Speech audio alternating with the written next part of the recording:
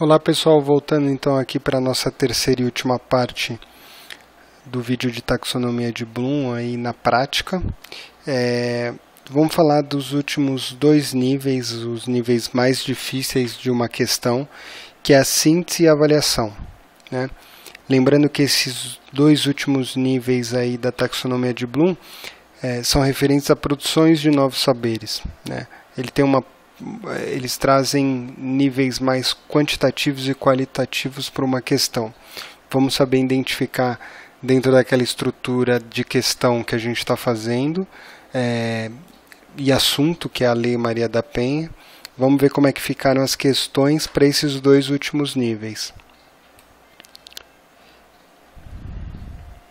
Bom, uma questão de síntese. Vamos lá. Aqui a gente tem o texto que fala sobre a Lei Maria da Penha, como a gente viu se repetir em todos os outros. Ele traz aqui uma segunda pesquisa aqui do Senado, pesquisa do Data Senado sobre violência doméstica em 2013. Também a gente viu em outras questões. Ele fala aqui das 700 mil mulheres ainda sofrem agressão no Brasil, né? E o medo do agressor segue como principal empecilho para a denúncia. A gente viu isso se repetir em outras. A gente tem aqui a pesquisa de Secretaria de Assuntos Legislativos do Ministério da Justiça, revela que 80% das mulheres agredidas não querem que o autor da violência seja punido com prisão. Então a gente também viu essa questão já lá. E aí ele pede que você avalie a seguinte asserção-razão. Antes da gente ler a asserção-razão, vale a pena reforçar aqui. Síntese e avaliação, que são esses dois últimos, eles são questões mais difíceis. Então, como são mais complexas, você utilizar asserção-razão, múltipla escolha complexa, esses tipos de questão normalmente são mais fáceis para você criar uma questão de síntese e avaliação. No caso aqui, foi criada uma de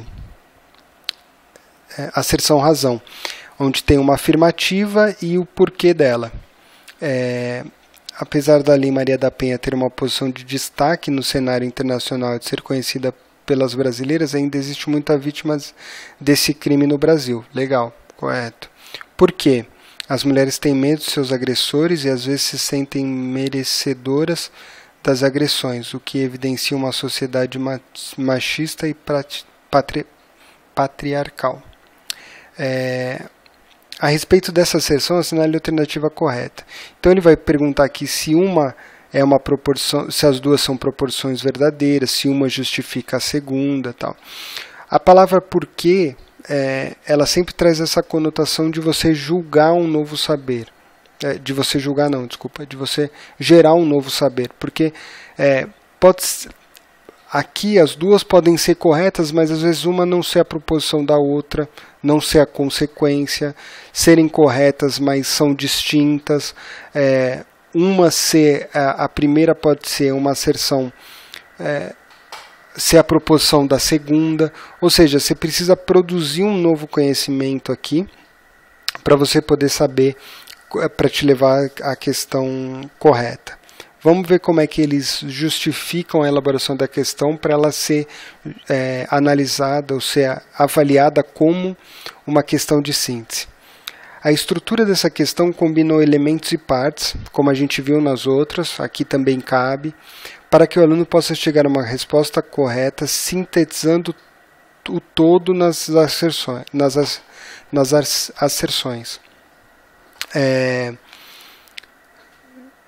Então, ele pega todas essas informações e ele sintetiza nisso aqui. Ou seja, ele tem que avaliar se uma é uma proporção, como eu falei, se uma é a proporção da outra, se as suas são verdadeiras, mas são distintas.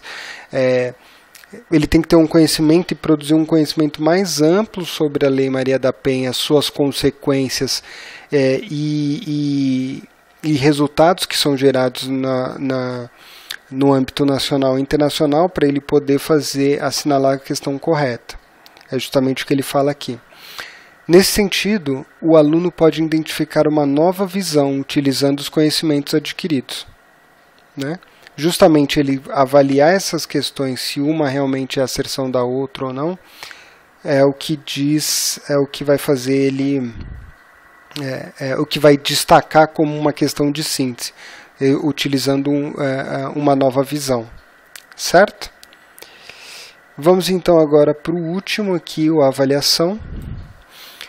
Na avaliação, você tem aqui aquele mesmo texto lá do conhecimento, que se repetiu em todas as outras, que fala justamente da Lei Maria da Penha. Ela é considerada pela ONU como uma das mais avançadas no mundo. Ele dá mais uma informação aqui importante. Ele fala sobre aquela pesquisa também, que ainda mais 700 sofrem agressão no Brasil, apesar da lei. O medo do agressor segue como um principal empecilho às denúncias. Também a gente viu isso em outras questões. Aqui a gente está tudo, em todos eles a gente está ainda conectando saberes diferentes, conectando visões diferentes acerca da legislação, mais do que a legislação, né? A gente está aqui trabalhando as questões sociais da violência contra a mulher. O que leva a mulher a não denunciar a agressão é que ele traz um gráfico, mostrando o medo do agressor é o maior, a dependência financeira, a preocupação com a criação dos filhos, a vergonha da agressão, enfim. Ele traz esse cenário mostrando no gráfico. E aí ele vai para a pergunta. Quase metade das vítimas prefere soluções que não levem diretamente à formalização da denúncia. O gráfico mostra bastante isso e as outras informações do texto base também. E aí sobre o tema, analise as seguintes evidências. Pelo que se pode observar da legislação e na mídia geral, há uma mudança cultural em curso, pois a tolerância nacional tem diminuído com relação à violência contra a mulher. O medo do agressor, que certamente é um dos empecilhos criados por uma sociedade machista e patriarcal, é o maior impeditivo às denúncias. As mulheres agredidas preferem penas alternativas, pois ainda trazem consigo uma cultura de submissão decorrente da sociedade patriarcal brasileira.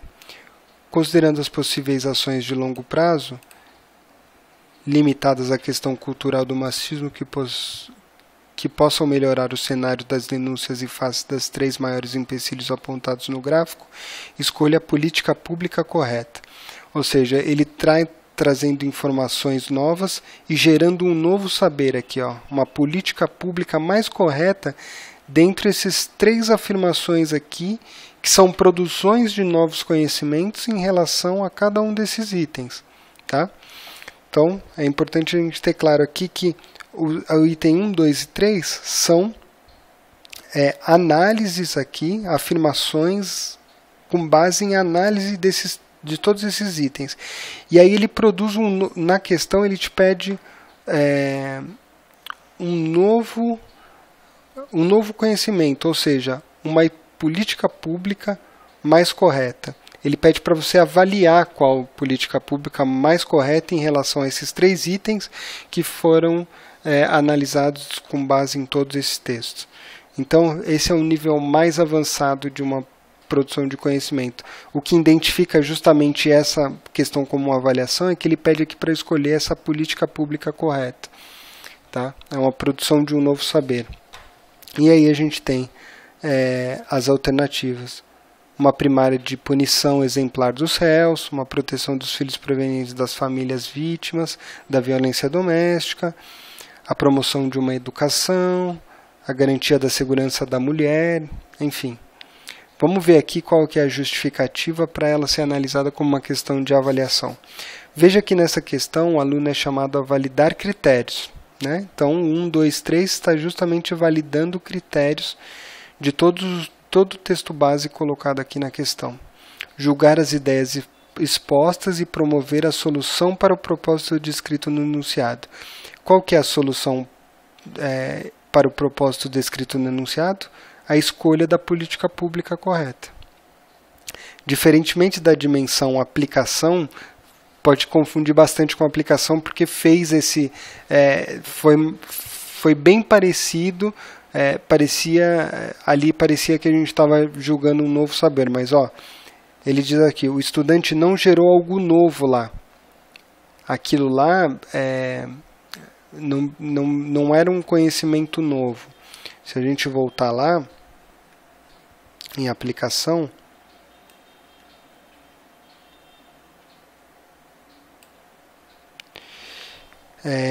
ele fala com foco na educação de base. Então, o que poderia ser feito com foco na educação de base, mas não está gerando algo novo. Ele só está perguntando aqui o que poderia ser feito com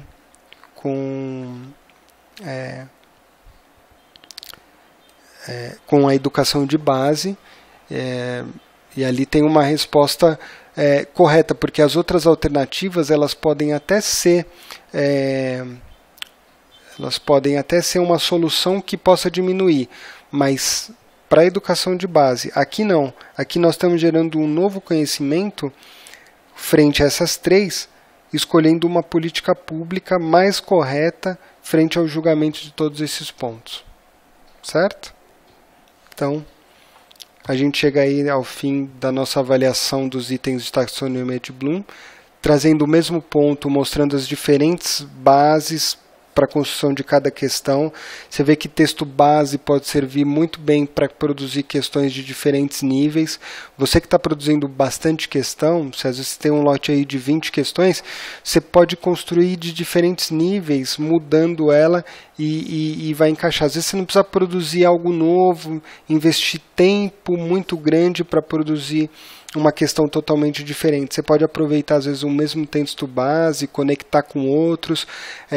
Para o nível de conhecimento, você pode trazer só um trechinho e avaliar, como a gente fez aqui, dizendo para ele identificar a Lei Maria da Penha. Você pode usar esse mesmo texto, prolongando ele, falando, pedindo outras coisas. Então, dá para você aproveitar bastante do mesmo recurso que você está utilizando, né? Aqui a ideia é a gente mostrar um pouco isso também. O nosso canal está aberto, a gente sabe que a gente pode...